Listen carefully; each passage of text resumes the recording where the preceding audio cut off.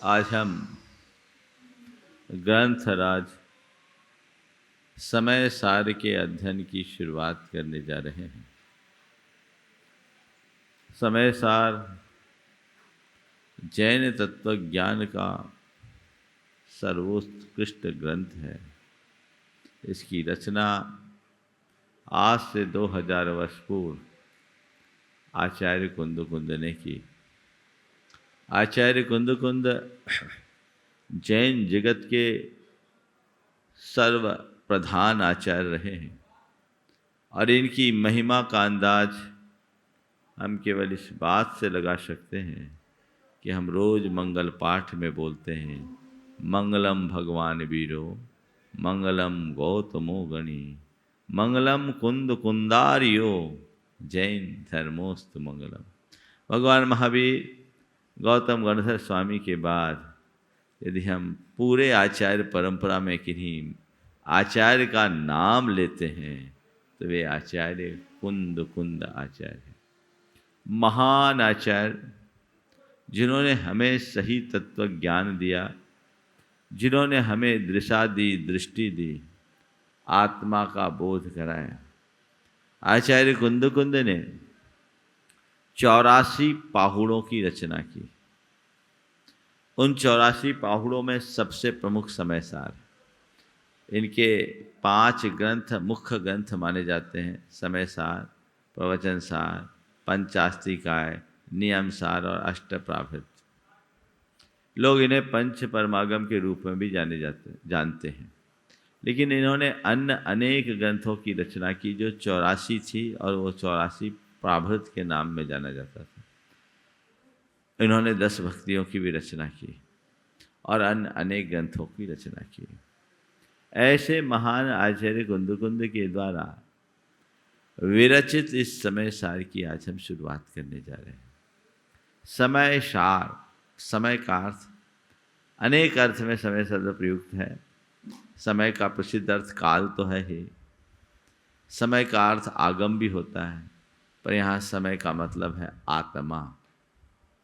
आत्मा का सार जिसमें बताया जाए उसका नाम समय सार है। जिसमें आत्मा का सार निश्चित हो वो समय सार। और इस ग्रंथ में आचार्य कुंद ने कुल 445 गाथाएं दी है और एक एक गाथा सीधे हमारी आत्मा से साक्षात्कार कराती है। हर गाथा में गहरा तत्वबोध है।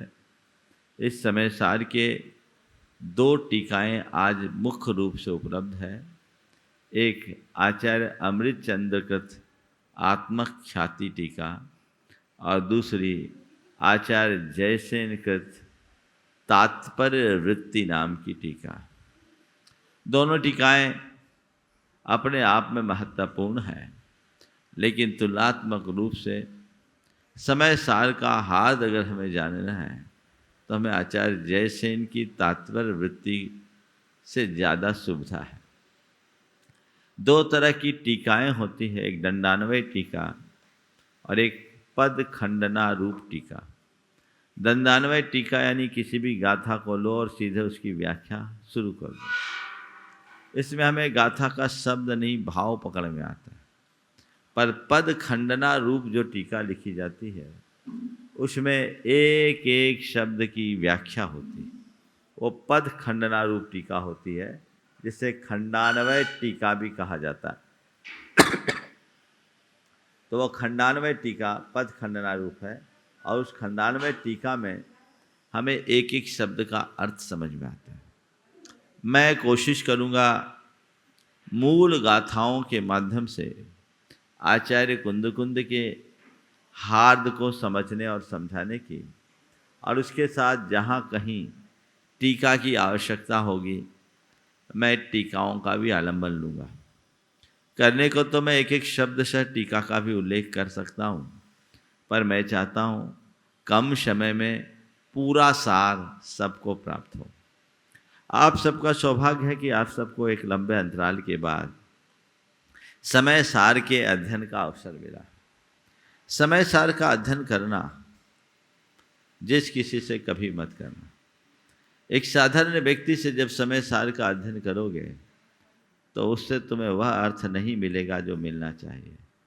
समय सार का अनुभव मूलतः वीतरागी मुनिराज करते हैं, और जब हम उनके मुख से इसका श्रवण करते हैं तो उसमें शब्दों के साथ उनके अनुभव का रस भी मिलता है जो सीधे हमारे हृदय में उतरता है। तो हमें उन सब शब्दों को समझ करके चलना है। और इस ग्रंथ के मंगलाचरण में मैंने जैसे कहा, इसकी 2 टीकाएँ आत्मख्याति और जयसेन आचार्य के तात्पर्य वृत्ति।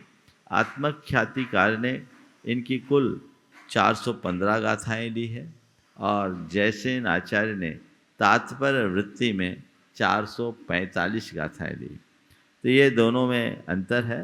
हम मूलतः जयसेन आचार्य की टीका से अपनी बात की शुरुआत करेंगे। और सबसे पहले आचार्य कुंदकुंद इस ग्रंथ के सृजन का उद्देश्य निरूपित करते हुए सिद्धों को नमस्कार कर अपने आत्मा के निर्मल स्वरूप का व्याख्यान करते हैं। मैं गाथा बोल रहा हूँ, आप लोग दोहराएंगे और इसके एक एक शब्द के अर्थ को समझने की कोशिश करेंगे। मैं इसे प्रवचन की शैली में नहीं समझाऊंगा, प्रवचन भी कर सकता हूँ, लेकिन मैं इसे एक कक्षा के रूप में आप सबको बताऊंगा ताकि गाथाओं का हार्द आपको समझ में आ जाए और उसके सार को आत्मसात करके आप अपने जीवन व्यवहार में उतार सकें। बंदित सब सिद्धे धूममल मनोवमं गदिं पत्ते बोछामि समय पाहुड़ मिनमोसुद केवली भनिदम।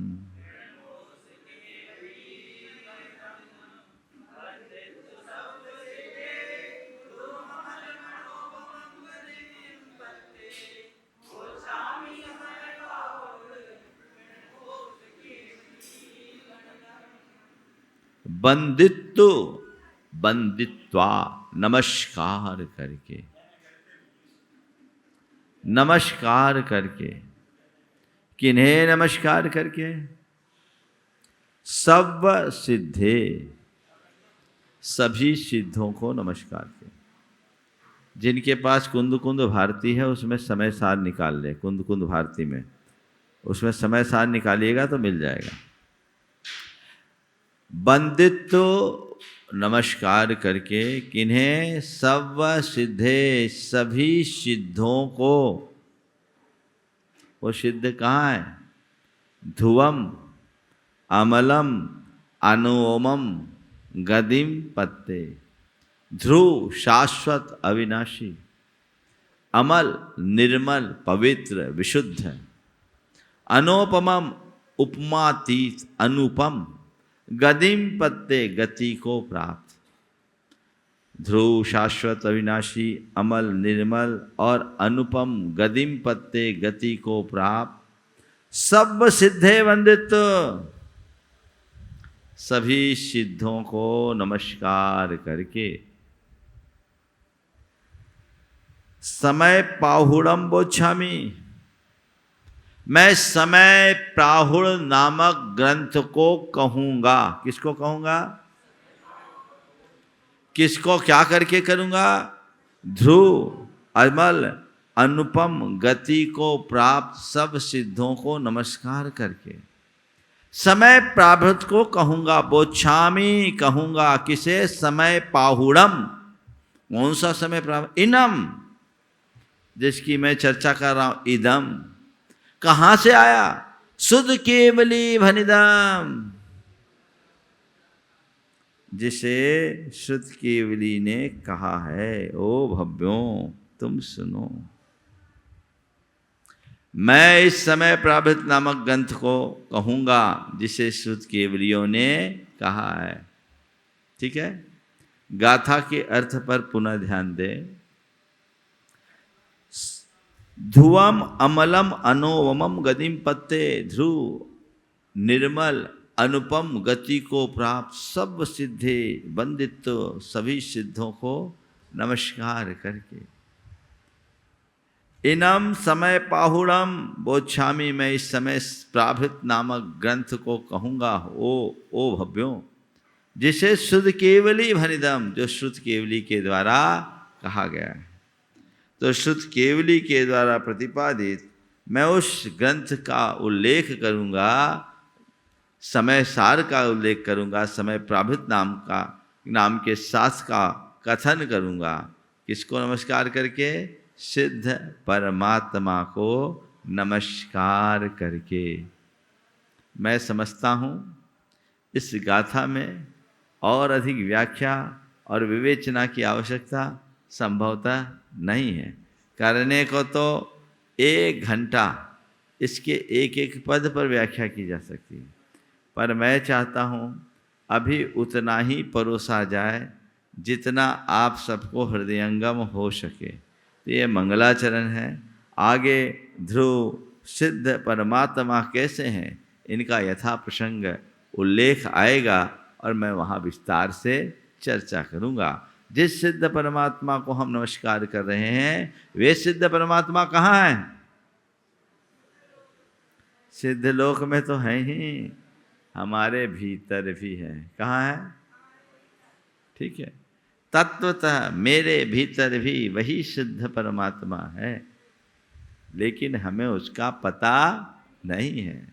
उसमें आवरण और विकार चढ़े हुए हैं। जब उस सब विकार से मुक्त होंगे तब अपने भीतर के परमात्मा तत्व को उद्घाटित किया जा सकेगा। चलिए, हाँ, अब एक बात, इस मंगलाचरण में सिद्धों को नमस्कार करके कृतज्ञता व्यक्त की, अपने ग्रंथ का उद्देश्य भी उन्होंने प्रकट कर दिया और प्रमाणिकता बताने के लिए कहा कि मैं अपने मन से नहीं कहूँगा, श्रुत केवलियों से जो सुना है वो कहूँगा। तो आचार्य कुंद को परंपरा से ज्ञान प्राप्त था, क्योंकि गुणभद्र आचार्य, गुणधर आचार्य और धरसेन आचार्य के लगभग समकालीन थे आचार्य कुंद, और इनको परंपरा से शुद्ध केवली का जो ज्ञान था वो प्राप्त था। उस ज्ञान के आधार पर इन्होंने इन ग्रंथों की रचना की। एक किंवदंती ये भी है कि आचार्य कुंद ने विदेह क्षेत्र में जाकर सीमंदर स्वामी से साक्षात ज्ञान पाया था, और जब वो वहाँ गए तो वहाँ जाने पर वहाँ 500-500 धनुष के, क्या हो गया, वहाँ गए तो 500-500 धनुष के मनुष्य, वहाँ 3.5 हाथ किए गए। तो कहते हैं कि समो शरण में उन्हें उठा लिया गया, गणधर स्वामी ने अपने हाथ में उठा लिया। वहाँ के इलायची बराबर थे वो। तो पूछा ये कौन है? तो भगवान ने कहा ये भरत क्षेत्र के महान दिव्य तत्वज्ञानी आचार्य हैं, साधक हैं, आज यहाँ आए हैं। ठीक, और वह कैसे आए, इसमें 2 तरह की चर्चा आती है। किसी देवता की सहायता से आए, उन्हें पादलिप्त औषधि की प्राप्ति थी, उससे गए, ये चर्चाएँ हैं, ये किंवदंती। और जब वो आए तो हाथ में बोले एला, ये तो एकदम इलायची जैसे, बोले हाँ ये एलाचार्य है। तो ऐसा आचार्य कुंद का एक उपनाम एलाचार्य भी प्रसिद्ध हुआ। आचार्य कुंद, पद्मनंदी, वक्रग्रीव, एलाचार्य और गृद्धपिच्छ, ये 5 इनके नाम प्रसिद्ध हुए हैं। ये अलग अलग संदर्भ में मैं चर्चा करूंगा। आज आगे बढ़ते हैं। अब समय प्राभित कहेंगे तो समय है क्या, स्वसमय क्या है और पर समय क्या है। समय मतलब आत्मा, उसका सार यहाँ बताना है। तो ये दूसरी गाथा में पूरे जीवन का निचोड़ है। देखिए, जीवो चरित्र दंसन, जीवो चरित्र दंसन, नानठिदो तम ही ससमयम जान, नानठिदो तम ही ससमयम जान, पुग्गल कम्मु देशीय, पुग्गल कम्मु देश, ठियम च तम जान पर समयम।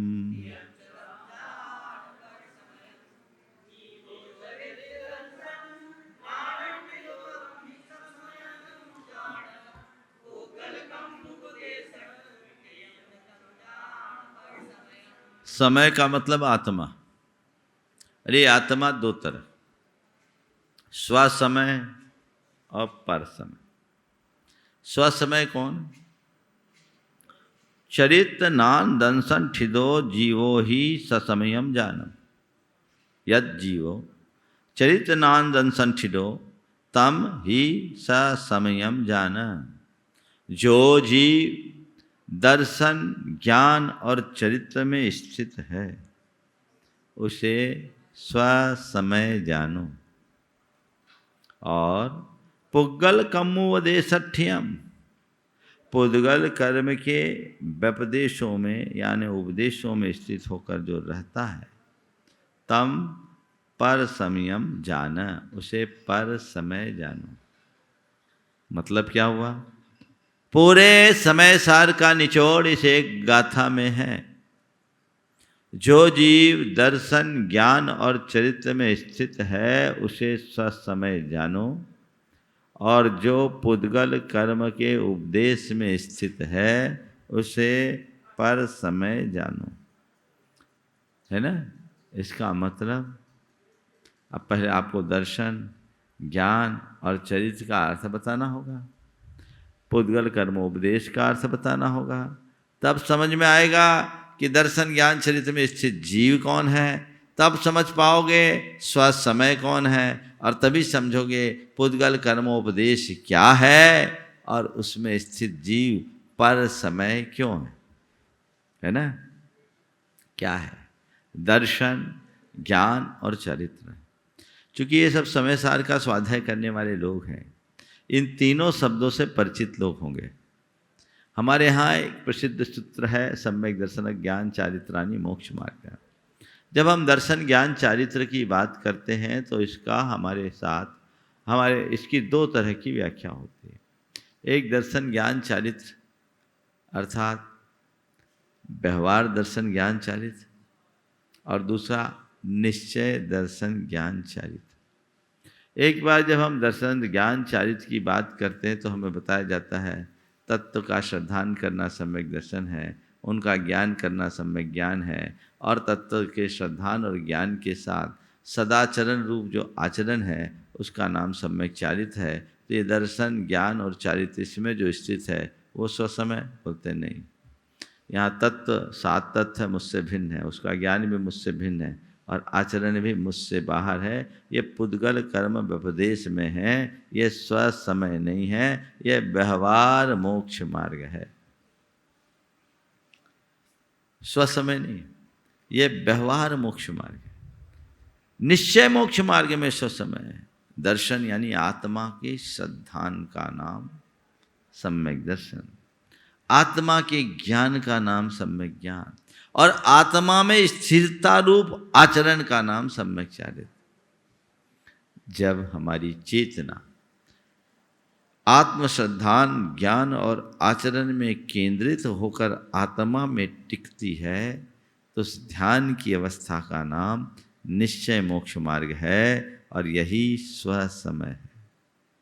और जब आत्मा से बहिर्भूत पर द्रव्यों का आलंबन लिया जाता है तो वहाँ आत्मा से बाहर होने के कारण यह पर समय कहलाता है। समझ गए? प्रायः हम लोग स्व समय का अर्थ सम्यक दृष्टि और पर समय का अर्थ मिथ्या दृष्टि कर देते हैं। ऐसे भ्रम में मत रहना। जब हम इस समय सार की बात करेंगे तो ये बहुत हाइट पे जाके बात कर रहे हैं। यहाँ समय सार का सीधा अर्थ आत्मा के साथ एकाकार होना। आत्मा से बाहर आते ही आप पर समय में चले गए। इस अर्थ में अगर देखा जाए तो जिस समय आचार्य कुंद इस ग्रंथ की रचना कर रहे थे, ये गाथा लिख रहे थे, उस समय वह स्वसमय में थे कि पर समय में? पर वो पर समय में नहीं आते तो हमें समय सार नहीं मिलता। स्वसमय में लीन रहने वाले वे महामुनिराज हम सबको स्वसमय का भान कराने के लिए थोड़े देर के लिए पर समय में आ गए, जिससे मोक्ष मार्ग पुष्ट होता रहे। तो ये निश्चय और व्यवहार दो प्रकार का मोक्ष मार्ग कहलाता है। समझ गए? निश्चय मोक्ष मार्ग और व्यवहार मोक्ष मार्ग। चूंकि ये समय सार है, आगे की गाथाओं में ये शब्द बार बार आएंगे, तो मैं चाहता हूं कि आज इनके अर्थ को अच्छे से समझ लो। निश्चय मोक्ष मार्ग और व्यवहार मोक्ष मार्ग क्या है? निश्चय मोक्ष मार्ग अर्थात दर्शन, ज्ञान और चरित्र की अभिन्न परिणति। क्या बोलेंगे? दर्शन, ज्ञान, चरित्र की अभिन्न परिणति का मतलब क्या हुआ? जहां दर्शन, ज्ञान और चरित्र तीनों मिलकर एक हो। आत्मा की ही श्रद्धा, आत्मा का ही ज्ञान और आत्मा में ही डूबने रूप, रमने रूप चरित्र, तो तीनों में क्या है? इसको बोलते हैं दर्शन, ज्ञान, चरित्र की अभिन्न परिणति। ये ध्यानात्मक अवस्था है। फिर व्यवहार मोक्ष मार्ग क्या है? दर्शन, ज्ञान, चरित्र की भिन्न परिणति। भिन्न परिणति अर्थात जहाँ आत्मा से बाहर सात तत्वों का श्रद्धान, उनका ही ज्ञान और प्रकट में अशुभ से निवृत्ति और शुभ में प्रवृत्ति रूप या व्रत समिति आदि के पालन रूप चरित्र। तीनों हैं, दर्शन भी है, ज्ञान भी है, चरित्र भी। पर ये तीनों के तीनों कैसे हैं? आत्मा से बाहर है, तीनों अलग अलग है। हमारी श्रद्धा भी दिख रही है, हमारा ज्ञान भी दिख रहा है, हमारा आचरण भी दिख रहा है। ये प्रवृत्ति रूप है और निश्चय निर्वृत्ति रूप है। निश्चय का मतलब वीतराग है और व्यवहार का मतलब सराग है। निश्चय यानी अभेद है और व्यवहार यानी भेद है। अब इसे एक उदाहरण से समझाता हूं जो गुरुदेव ने सुनाया। आप लोग हलवा बनाते हैं, तो हलवा बनाने के लिए मूलतः क्या लगता है? घी, शक्कर और आटा। पानी को तो कॉमन द्रव्य मान लो। अब घी, शक्कर और आटा को आप जब कढ़ाई में डालते हैं तब उस समय घी अलग होता है, शक्कर अलग होता है, आटा अलग होता है ना? क्या करते हैं? पहले आटे से घी में आटा को सेकते हैं, फिर शक्कर मिलाते हैं, फिर पानी डाल करके ऐसे ही करते हैं ना? तो घी में ही तो सेकते, वही तो बोल रहे हैं। धन्य है जो बोल रहा हूं तो सुनो। अब वो सेकते हैं तो पहले उस कढ़ाई में अलग से आटा, अलग से घी और अलग से शक्कर मिलाते हैं। पर जैसे जैसे कूचे से चलाते हैं उसको पानी डालने के बाद, तो वो क्या होता है? घी, आटा, शक्कर मिलकर एक मेक हो जाता है कि नहीं? हो जाता है। पहले जब हमने घी को अलग रखा, आटे को अलग रखा, शक्कर को अलग अलग डब्बे में रखा था, कढ़ाई में मिलाया, तब तक वो अलग अलग थे। लेकिन जैसे ही हलवा बन गया तो तीनों का समवेत स्वाद आएगा। कोई बोले कि इस हलवे से घी का स्वाद बताओ अकेला, कोई कहेगा कि अकेला आटे का स्वाद बताओ, कि कोई कहे कि शक्कर का स्वाद बताओ, तो बताओ पाओगे क्या? क्या हो गया? ये तीनों की अभिन्न परिणति हो गई। पहले भिन्न परिणति थी, अब क्या हो गई? अभिन्न परिणति। तो यही मोक्ष मार्ग है, निश्चय मोक्ष मार्ग, जहां दर्शन, ज्ञान, चरित्र तीनों मिलके एक मेक हो जाए। उससे पूर्व व्यवहार मोक्ष मार्ग है। तो देखो इसी उदाहरण को, अगर हलवा खाना है तो एकाएक कोई प्रोसेस है कि घी, शक्कर मिलकर, आटा मिलकर अपने आप हलवा बन जाए? क्या करना पड़ेगा? उसको कढ़ाई में डालना पड़ेगा, उसकी पूरी प्रोसेस अपनानी पड़ेगी, है ना? तब पूरे प्रोसेस को अपनाओगे तो हलवा बनेगा। तो इसके लिए अगर अभेद रत्नत्रय को प्राप्त करना है तो सबसे पहले दिगंबरत्व की कढ़ाई चाहिए। क्या चाहिए? और उसमें व्यवहार रत्नत्र का दर्शन, ज्ञान, चरित्र रूप, घी, शक्कर और आटा। उसमें तप की अग्नि चाहिए, ध्यान का कूचा और भावना की पानी मिलाकर उनको चलाओगे, एक में होगा, तब हलवा बनेगा। समझ गए? तो बिना दिगंबर मुद्रा के रत्नत्रय ही नहीं होगा। हाँ, हो गया ना? तो हलवा खाना तो भैया प्रोसेस तो अपनाना ही पड़ेगा। बिना प्रक्रिया के हलवा, तीनों चाहिए, और तीनों को कढ़ाई में मिलाना, अलग अलग 3 डब्बे में, एक में घी, एक में शक्कर, एक में आटा, और तीनों डब्बा को एक दूसरे से टकराओ, हलवा बनेगा, तुम्हारा हलवा हो जाएगा। उसी प्रक्रिया से तो एक साथ जब भेद रत्नत्रय होता है, तभी कहीं जाकर अभेद रत्नत्रय को प्राप्त किया जाता है। समझ गए? तो ये व्यवहार मोक्ष मार्ग ही निश्चय मोक्ष मार्ग में ढलता है, पर समय सार का प्रतिपाद्य बहुत ऊपर का है। आचार्य कुंद यहां बहुत हाइट पे जाके कह रहे हैं। वो कह रहे मैं यहां केवल ऊपर की बात करूंगा, नीचे की बात का मुझे कोई पता ही नहीं, मुझे चर्चा ही नहीं करनी। मैं जब भी बात करूंगा सम्यक दृष्टि के, तो समझना आत्मा में डूबे वाले का नाम है। जब भी मैं मोक्ष मार्ग की बात करूंगा, तो तुम यही समझना कि ये सीधे आत्मा में लीन अवस्था का परिणाम है। बाकी बातें गौण हैं, जिनका उल्लेख आचार्य कुंद ने यत्र तत्र अलग अलग प्रसंगों में लिखा है। जब तक हम उन सब को मिलान नहीं करेंगे, तब तक इसका सही अर्थ बोध नहीं हो सकेगा। समझ में आई बात? चलिए, तो ऐसे चरित्र दर्शन ज्ञान में जो स्थित है, उस जीव को स्वसमय जानो, और जो पुद्गल कर्म के व्यपदेश में स्थित है, उसे पर समय जानो। समझ गए? चलिए इसकी टीका पढ़ लेता हूं थोड़ा सा, इसलिए कि मैंने बताया वो मैंने मन से तो नहीं बताया। ठीक है, एक बार प्रमाण दे दूं, आगे नहीं पढ़ूंगा। ठीक है, और ऐसी व्यवस्था कर दीजिए जितने लोग ऑनलाइन इसे सुन रहे हैं, उनके लिए ये समय सार की तात्पर्य वृत्ति, जिसकी हिंदी आचार्य ज्ञान सागर जी महाराज के द्वारा की गई है, ये इसकी PDF उपलब्ध हो जाए, या जिन्हें इसकी टेक्स्ट मिल जाए, इससे पढ़ेंगे तो उनको ज़्यादा लाभ मिलेगा।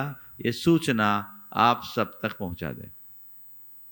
जीवो चरित्र इत्यादि, जीवो शुद्ध निश्चयेन शुद्ध बुद्ध एक स्वभाव निश्चय प्राणेन, तथैव अशुद्ध निश्चयेन छायोपशमिक अशुद्ध भाव प्राणे असद्भूत व्यवहारेण अथा यथा संभव द्रव्य प्राणैश्च जीवति जीवस्यति जीवित पूर्वो वा जीव। अब जीव शब्द का अर्थ क्या है? जो जीता है, जिएगा या जी चुका, उसका नाम जीव। तो जीव जीता है, तो 2 तरह से जीव की व्याख्या है।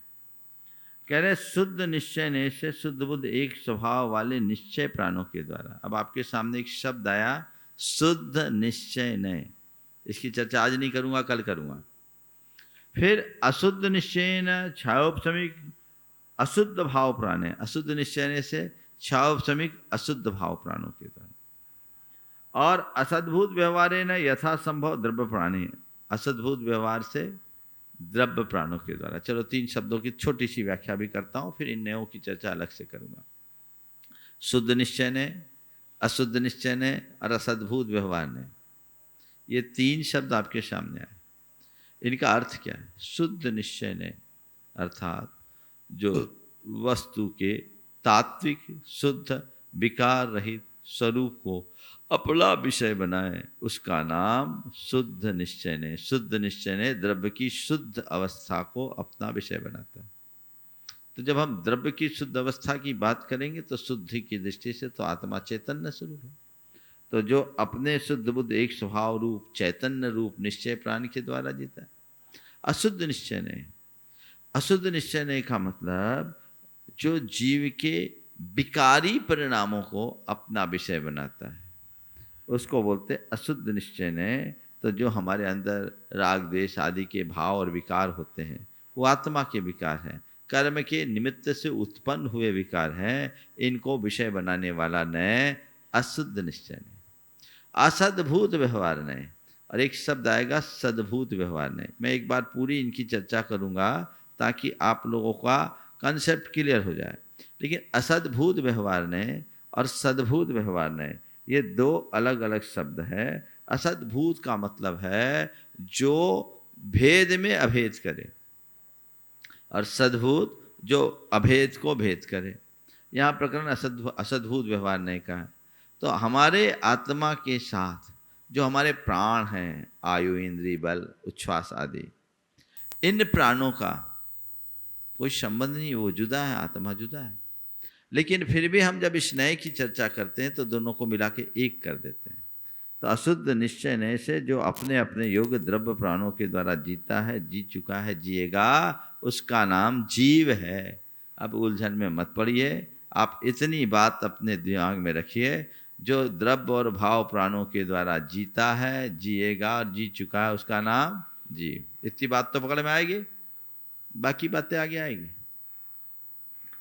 चरित्र दंसन्नानठिदो तम ही ससमयम जान है, सच जीव चारित्र दर्शन ज्ञान स्थितो यदा भवति तदा काले तमेव जीवम ही स्फुटम स्वसमयम जानी ही। जब वह जीव चरित्र दर्शन ज्ञान में स्थित होता है तभी तुम उसे स्वसमय जानो। महाराज समझ में नहीं आया, जो समझा देते हैं तथा ही और स्पष्ट करते हैं। क्या है? विशुद्ध ज्ञान दर्शन स्वभावे निज परमात्मने यद रुचि रूपम सम्यक दर्शनम तत्रैव रागादि रहित ससंवेदनम ज्ञानम तथैव निश्चलानुभूति रूपम बीत राग चारित्रम इति उक्त लक्षणेन निश्चय रत्नत्रेण परिणतः जीव पदार्थ। हे शिष्य, कौन है स्वसमय? कह रहे विशुद्ध ज्ञान दर्शन स्वभाव वाले निज परमात्मा में जो रुचि रूप सम्यक दर्शन है, और उसी बीतराग परमात्मा रूप रागादि रहित जो उसका ससंवेदन है, वो सम्यक ज्ञान हुआ। और उसी बीतराग परमात्मा की निश्चल अनुभूति रूप जो बीतराग चारित्र है, इसका नाम निश्चय रत्नत्रय है। इस निश्चय रत्नत्रय में जो लीन है, यानी जो निश्चय मोक्ष मार्गी है, वह सब स्वसमयी है। और जो व्यवहार मोक्ष मार्गी है वो क्या है? मैं नहीं बोलता, यहां खुद बोलेंगे। आचार्य कुंद नहीं बोला है। क्या है देखिए, पुग्गल कर्मोपदेशठ्यम च तम जान पर समयम।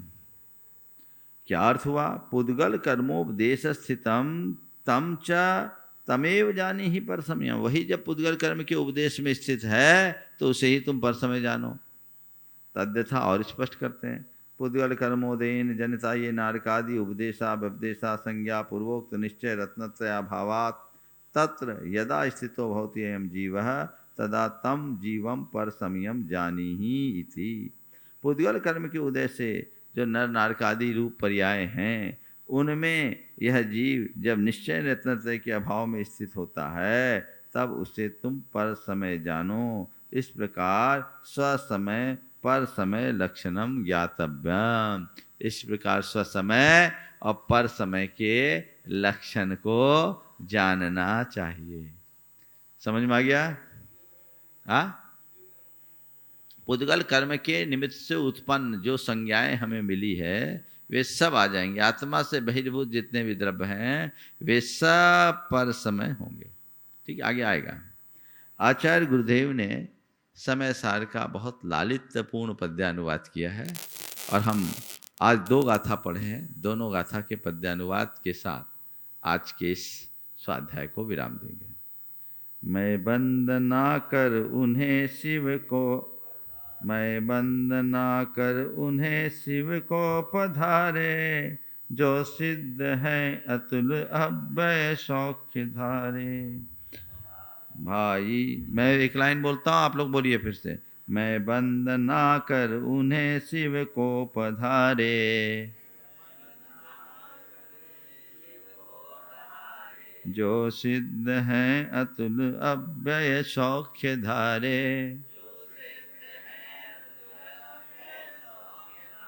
भाई वही समय सार सुनो सुनाता,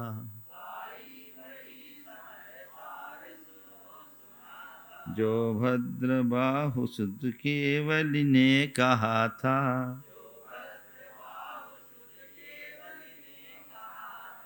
जो शुद्ध बोध व्रत दर्शन में समाता, होता निजी समय जीव वही सुहाता, रागादिका रसिक वो निज को भुलाया,